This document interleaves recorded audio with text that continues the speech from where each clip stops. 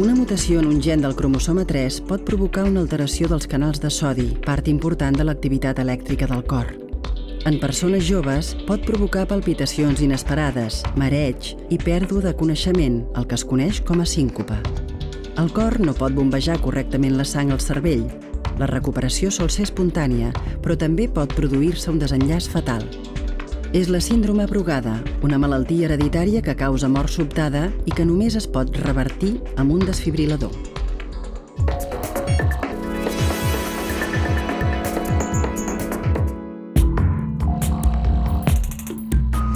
Ens trobem a la plaça Catalunya, al cor de Barcelona.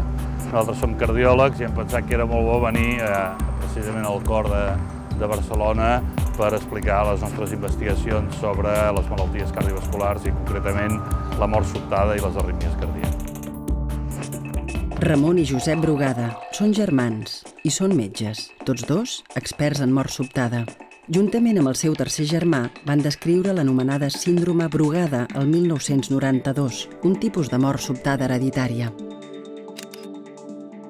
La mort sobtada a Europa mata 4 vegades més gent que els accidents de trànsit. Cada any s'emporta la vida d'unes 3.500 persones a Catalunya.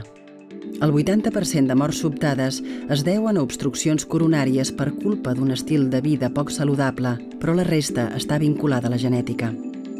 L'altre 20%, sobretot amb la gent jove, veiem que estan causades sobretot per malalties genètiques, malalties familiars, hereditàries, el qual vol dir que al diagnosticar una persona a la família amb aquesta malaltia hem de tenir en compte que hi pot haver altres familiars també afectats.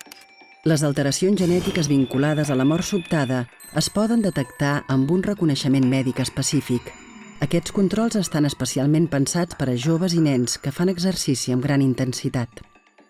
A vegades veiem esportistes de molt alt nivell que pateixen una mort sobtada, i pateixen una mort sobtada possiblement perquè el seu cor no estava preparat per aguantar aquest esforç tan intens. Si un vol fer esport, s'ha de fer amb seguretat, s'ha de fer havent verificat que el nostre cor aguanta i aguantarà aquell exercici o aquell esforç extrem que li volem fer tenir. Quan l'aturada sobtada del cor és inevitable, tenir un desfibrilador a prop ens pot salvar la vida.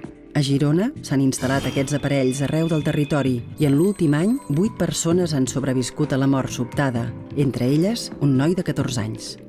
Tenir desfibriladors a mà, portar una dieta sana i fer controls mèdics són mesures que, juntament amb la recerca, faran que la vida no s'aturi de manera sobtada.